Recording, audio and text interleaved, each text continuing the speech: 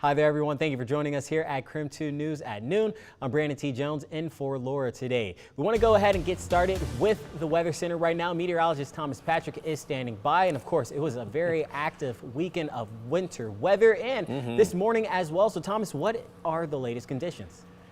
Yeah, good afternoon, Brandon. I can tell you it is still lightly snowing out here from our outdoor weather center, a place that I've avoided shoveling all weekend long. So guess what? It is time to start shoveling that snow, and it's a heavy snow at this point. It's really compacted down. Don't worry, I did measure. We got 4 inches of fresh snow from this past weekend, but if you haven't shoveled since Sunday, yeah, you've got a lot to take care of as of today. Now, what we get for the rest of the day here should be pretty light, just a few flurries, but enough to give us just a wee dusting on the ground. Actually looks pretty impressive on Doppler radar at the moment, right over Spokane County and into Coeur d'Alene. Not quite as much on the Palouse, though, where we were expecting maybe a little bit more snow into this afternoon. Nonetheless, this is still going to be decently continuous here. So on and off snowfall for the rest of the day today, probably not adding too much more to that 4 or 5 inches of snow that we got. Road conditions look okay on the major highways, the interstates, freeways, and arterials. However, Lookout Pass much snowier as of today, so be cautious, especially if you are heading over any of the passes for today or tonight. As for those snowfall totals, generally around 5 inches and up to 5.8 was officially what we got from this past weekend. Again, adding a little bit more light snow as we stand right now. But coming up, I'm going to show you what's on the way for this upcoming Wednesday, which is also a weather impact alert day for more snow for some, but rain for others. And we'll show you where that rain-snow line is going to lie across the inland Northwest. An important forecast coming up in about 10 to 15 minutes. Brandon? Alrighty, Thomas, we'll check back in here with you pretty soon. And for more on the weather impact alert, you'll want to check out us on KREM 2 Plus. Meteorologist Thomas Patrick has a special extended forecast breaking down the next round of snow and timing. KREM 2 Plus is free to download on Roku, Amazon Fire, or Apple TV. Pull it up and watch it on your tube. And if you're heading out this afternoon, you could face very different conditions depending on where you drive. This is a live look right here at I-90. You can see things are moving nice and smooth, and those conditions on the road are good and smooth, as Thomas was just pointing out on his traffic cameras. But if you are driving today, just remember to take your times, and those roads are clear. Traffic's moving just fine, but all of the major highways are in pretty good condition. This right here is some video from earlier this morning. A completely different story as you drive through your neighborhoods, though. We were out in the storm tracker this morning, and most neighborhood streets in Spokane have a packed layer of snow and even some ice. You want to be sure to take it slow, especially at intersections and when you're making turns.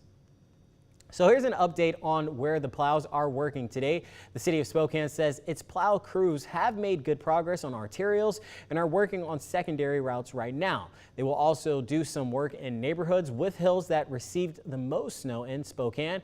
County crews were out over the weekend plowing and sanding primary roads. Crews will also work on clearing the rest of the county road system today. And then if you are heading over Snoqualmie Pass today, you'll want to be prepared for some winter driving there as well. Savannah Welch from our Seattle sister station takes a look at the conditions. The snow has been actively coming down here at Snoqualmie Pass, and take a look at how much has accumulated here. It's about ½ an inch to an inch during all the shows today, so quite a lot of snowfall, and all of the snow that we're seeing here is what's on the roads. I-90 super slick this morning with ice and snow. Chains are required if you're heading up to Snoqualmie Pass unless you have all-wheel drive, and Snoqualmie got about 6 inches in the last 24 hours or so, upwards of that even. So for skiers and snowboarders, they'll have plenty of fresh snow. And you might be wondering how this year's snowpack compares to last year. We're seeing greater snow totals. So far, Snoqualmie's snow depth is 63 inches, which is 82% of normal. That's compared to this time last year where it was only 57 inches. Earlier today, Snoqualmie Pass was under a winter storm warning that ended at 10 o'clock earlier today.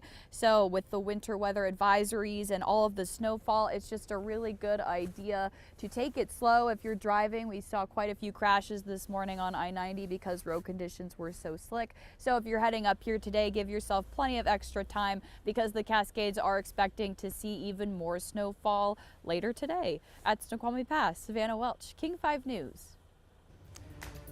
And for the very latest on our winter weather, be sure you have the KREM 2 app. You can get local weather forecasts, alerts, and live radars. The KREM 2 app is free to download on your phone's app store. And with all of the snow recently, a ski lift at Silver Mountain is closed today after it lost power yesterday. Ski Patrol ended up rescuing about 60 people who were stuck on Chair 4. This is a live look at Silver Mountain right now. The resort said after the chair lost power yesterday, it tried to use its backup gas-powered motor, but it had a mechanical failure. Ski Patrol had to use a rope evacuation to help 60 guests still on the chair. Silver Mountain said power has been restored to the lift, but it remains closed for the day for repairs to the backup motor.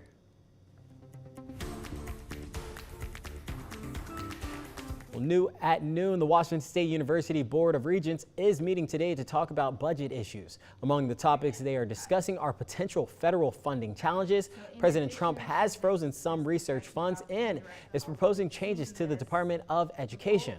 WSU said last week that hiring freezes and budget cuts are possible based on the uncertainty in the federal funding. The WSU board is also discussing the 2026 budget, including salaries and benefits.